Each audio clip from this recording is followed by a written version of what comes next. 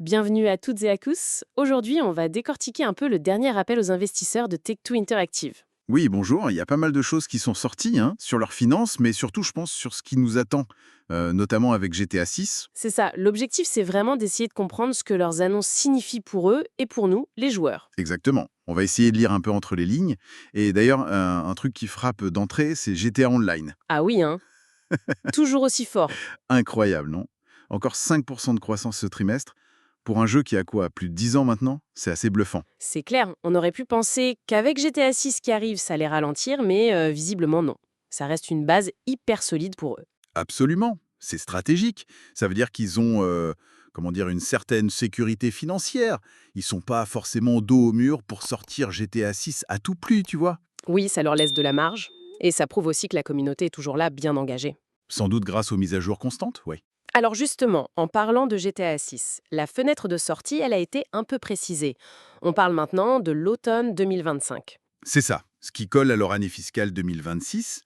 Et ce qui est intéressant, c'est qu'ils disent que leurs prévisions de revenus pour 2026 sont stables. Ce qui voudrait dire qu'ils n'anticipent pas de retard pour le jeu, c'est ça l'idée. C'est l'interprétation qu'ils suggèrent, oui. Mais il y a une petite nuance dans la com du PTG, Strauss-Zelnick. Ah oui, laquelle? Il a utilisé le terme «s'attendra» une sortie dans cette période.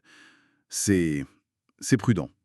C'est pas une affirmation aussi directe que par le passé, peut-être, D'accord. Une manière de garder une petite porte de sortie au cas où. peut-être. Une communication maîtrisée, disons, mais bon, les chiffres financiers semblent alignés pour l'instant. Et sur le développement en lui-même, officiellement, ils disent avoir commencé le gros du travail sur GTA 6 en 2020. C'est la version officielle, oui.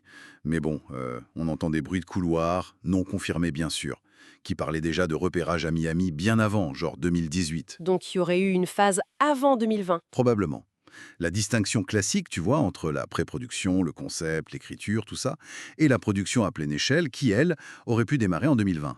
C'est une façon de présenter les choses. D'accord, je vois. Une nuance importante pour la communication.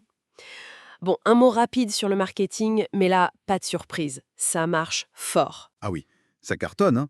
La deuxième bande-annonce, c'est quoi? 475 millions de vues cumulées, c'est énorme. Clairement, leur stratégie multiplateforme pour faire monter la hype, ça fonctionne à plein. Tout à fait.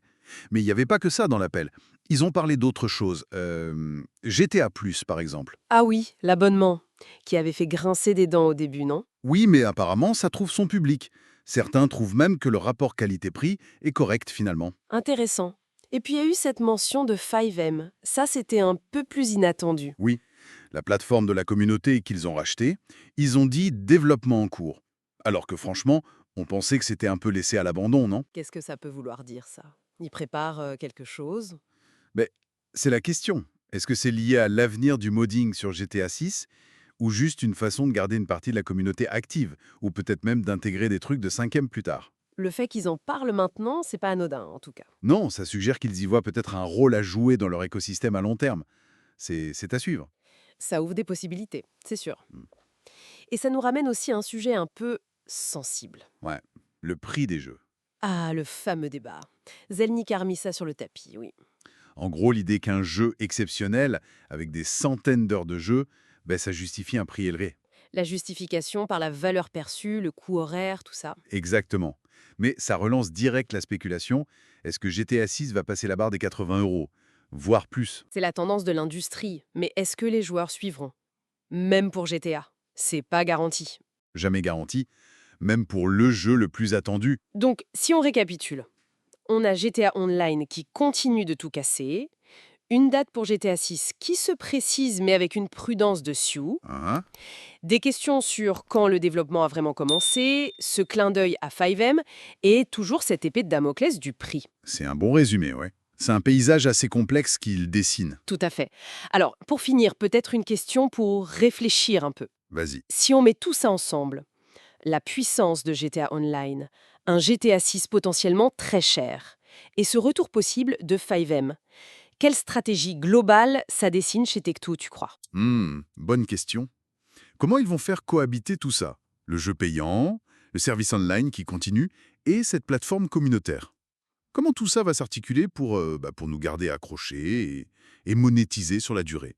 Ouais, comment cet écosystème va fonctionner sur le très long terme? C'est peut-être ça la vraie question de fond. Exactement. Et comment 5e pourrait s'intégrer là-dedans?